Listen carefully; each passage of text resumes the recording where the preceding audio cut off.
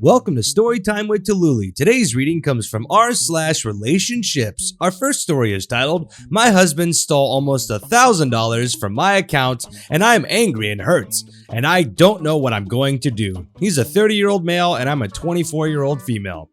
I don't even know what to say here. My husband and I have been married for a little over a year. We have previously had some issues because he is a little bit of an impulsive spender. There were some fights early on in the relationship, but we eventually settled the issues. I thought by separating bank accounts, I had mine, he had his, and we both put money in together on joint expenses. It seemed to work out well and we stopped fighting over money issues. I keep on top of mine pretty well, I think. I'm not the best in the world at constantly checking my statements, but mentally I always know exactly where my balance is and I am always correct when I do check. My husband has not gotten much better in his spending habits and tends to burn through his money pretty quickly. I have given him some here and there from my own funds, but not a whole lot. Anyway, earlier this month, he asked me if I could borrow some to buy some stuff for his car. Not necessary things, he wanted like a turbo and a few other things. I told him no, because it was more money than I thought was acceptable, and while I can help out if he needs it, I'm not trying to fund his personal hobbies. I recommended he save a bit and he would be fine. We had a small fight, but he eventually accepted my answer. Now, here we are today. I have been working on a sleeve tattoo for some time and am feeling ready to get it completed once I can safely go to my tattoo artist again. Today I figured I would check my balance just to reassure myself that the money was fine. I knew I had enough, I just figured I would check. But when I checked my balance, it was almost $1,000 lighter than I expected. I flipped a little bit and called the bank immediately to figure out what happened. They ran through the recent charges on my card and then got to the most recent ones. There were 2 charges for several $100s each to some business I did not recognize. I asked if I could stop the charges, but I guess the money already went out from the bank, so I could not stop it. I googled the 2 businesses and found out there's some auto supply place. As soon as I realized that, I put the pieces together. As soon as my husband got home today, I asked him if he had spent money on my debit card for his car parts. He denied it. I asked him if I call these places on Monday and asked them if they have an order coming to our address, what are they going to tell me? He then changed his story and claimed he must have used my card by accident when he meant to use his. I pointed out he already said he could not afford it on his own, so why would he be trying to order it himself? And he would have had to put in my info for the order to go through. He finally admitted that he took the money. I admit I lost my temper. I asked why he would do that and he got upset. He said he tried asking the right way but was upset when I turned him down. He also said he is working his butt off as an EMT right now, so he deserves to have nice stuff and I could afford to help him out. I told him I did not want to be around him right now and got in the car to go for a drive. And now I'm sitting in a parking lot trying to decide what to do. I am so mad. I am so hurt. What do I do now? Does this mean divorce? I don't even know where to go. I don't want to throw out a whole marriage over $1,000, but what else can I do? Is there a way to get over this? I don't know how to trust him now. Well, him stealing money is not okay. Him lying to you is not okay. But you telling him his car parts are stupid and then you go get tattoos, I mean, I feel like they're kind of in the same boat. They're both cool things that people like to, have in their life. I don't know, you're married. It's weird. I don't know. Like if your finances are that screwed up and you're married, like that to me is just weird. I don't know. I think a lot of marriages end over economic reasons. I think that's why most of them end out because like the money gets tight and it's too stressful and like they can't work it out. So I don't know. I think that's a weird concept for me. If you're dating or something like that and then like your finances are separated, that makes a lot of sense. But once you're married, it feels weird to me that you don't have like that you're not sharing your money. That's still like a dating thing. Like I don't know. I'm confused by that. Maybe that's normal. I don't know. I'm not married. I don't know. But I feel like if you were married, you should have a shared money, like what's the point? It's like, I don't know. But obviously he's wrong for lying. He's wrong for taking your money. But I think at the same time, you're giving him crap for his hobbies and you're belittling him about his spending habits, which obviously he might have issues, but it sounds like maybe a lot of people, from my experience, a lot of people tend to spend a ton of money because there's not a lot of hope for the future for what they're earning. So they just spend on things to make themselves feel like, hey, I'm working really hard and like this makes me feel happy and good. Because otherwise, if I'm just saving everything and I don't spend it on anything and I'm working forever and I have no sense of like hope for the future to amount to anything much, then it's just miserable. It's a miserable existence. So I don't know. A lot of people aren't that frugal. We aren't taught a lot about saving and finances growing up. So I think it's natural for the spending habits to be out of whack. I think you should work on it. I don't think that's grounds for divorce, I would say. I mean, the lying thing, that's got to stop. Lying's never okay. And stealing from you, that's not okay either. So I think he's completely in the wrong for that. But maybe try and understand a little better. It sounds like you're pretty quick to saying like, oh, you buy car parts, you're stupid. It's like, maybe understand a little more where he's coming from on why he does the things and then work on it together. Anyways, that's my 2 cents. Does it mean anything? Probably not. Our next story is titled, Mom moved a random couple onto her property and it has ruined our relationship. My mother is a 69-year-old female. My husband, a 39-year-old male, and I, a 36-year-old female, just had our first baby. My mom and I have always been best friends, and she's been ecstatic about this little one. But she has these weird new friends, a 65-year-old male and a 43-year-old female, that she moved on to her property a few years ago, and it's like they have become her new kids. They convinced my mom to dump her savings, $150,000, into a new piece of property she bought, set them up to live on it, and then tried to get her to sign a life estate so they can live there forever. A life estate essentially makes them the owners of the property for the rest of their lives. I stepped in and explained to my mom that was elder financial abuse and those people were taking advantage of her.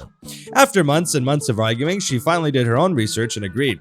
She said she wouldn't sign the life estate, but didn't want to kick the couple off her property.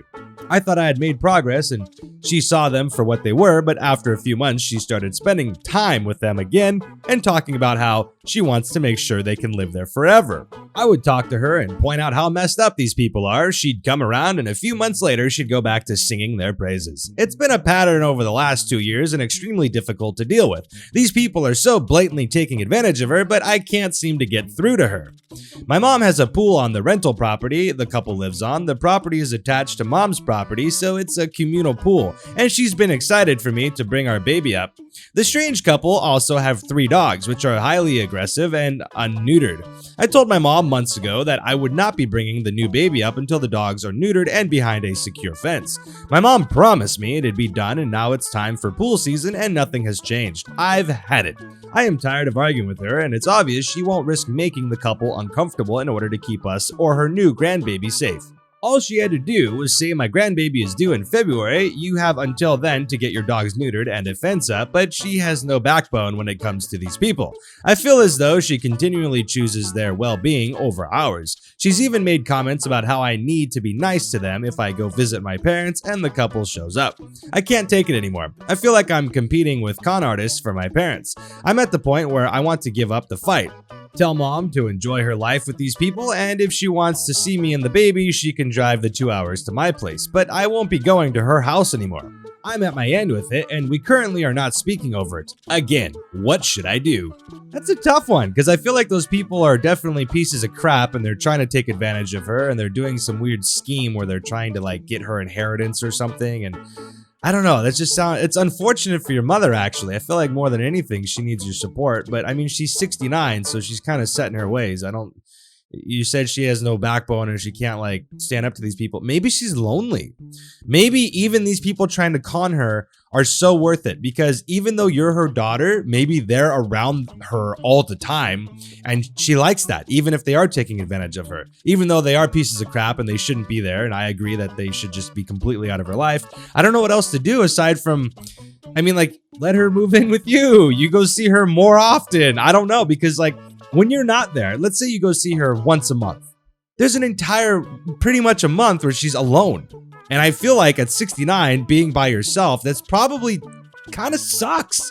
So maybe this is her way of just feeling less lonely, you know, as sad as it is, because these people, they don't care about her, obviously. They're just trying to steal from her.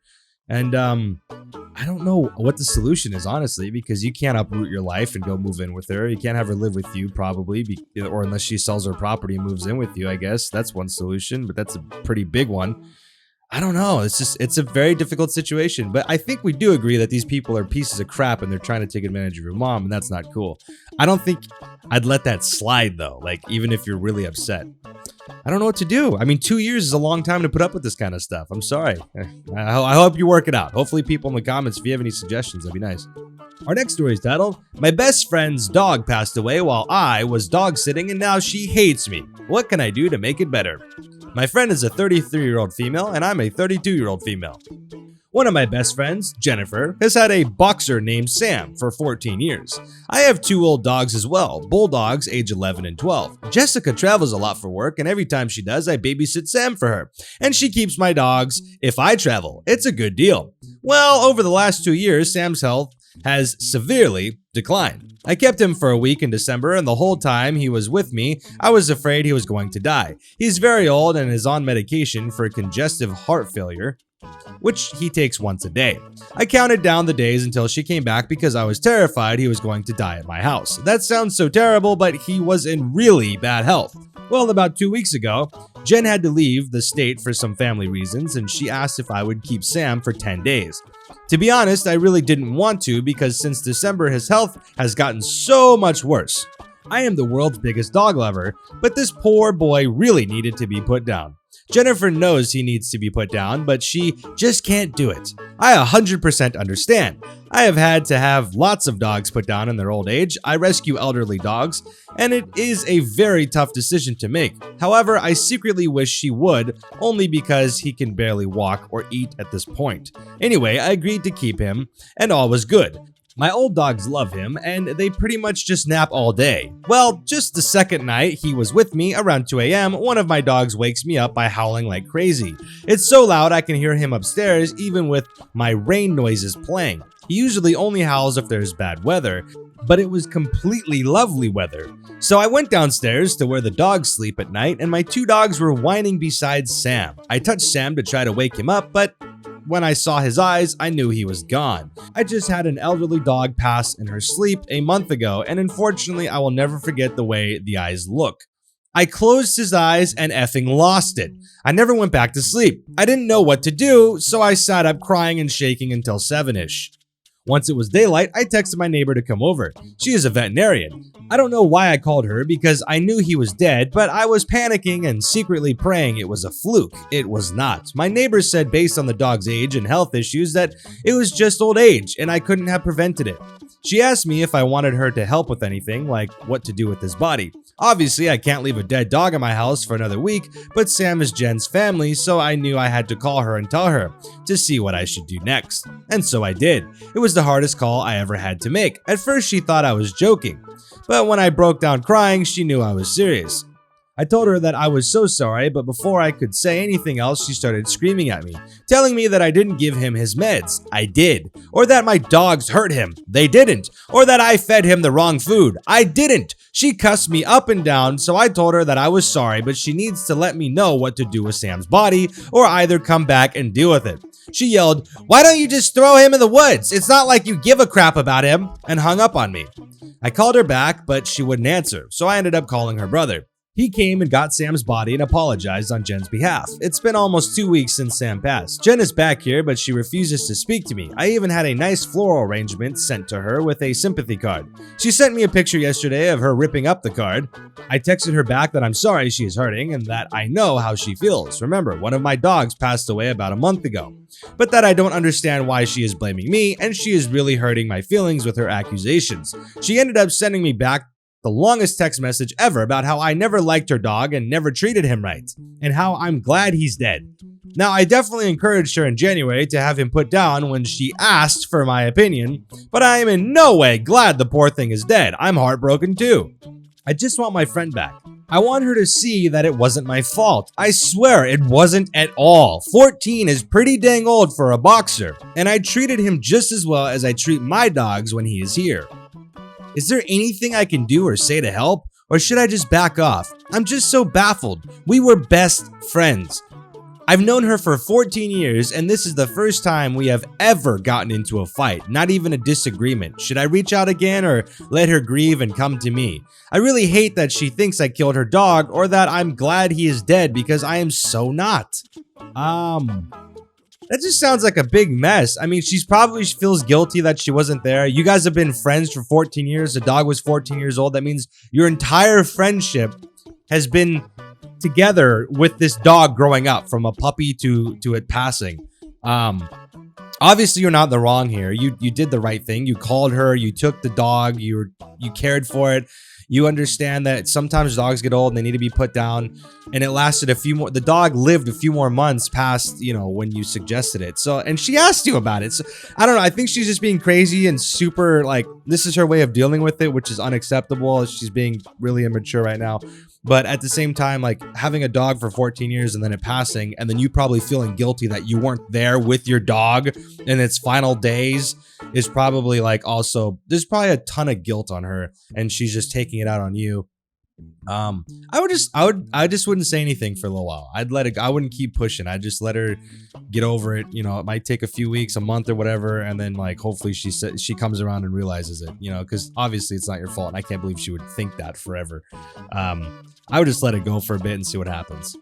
Anyways, that's it for today. I hope you all enjoyed. If you did, please like the video. If you do like these types of videos, please consider subscribing to the channel and hit that bell for notifications so you know when more videos come out. Thank you all for your continued support. It means a lot. And if you would like to join the Discord, the link for that's in the description below. We have an amazing community. It's a lot of fun. Also, all of my other social media links are in the description as well if you'd like to follow me on other places on the internet. Hope you all are staying safe out there. And with that being said, we'll see you next time.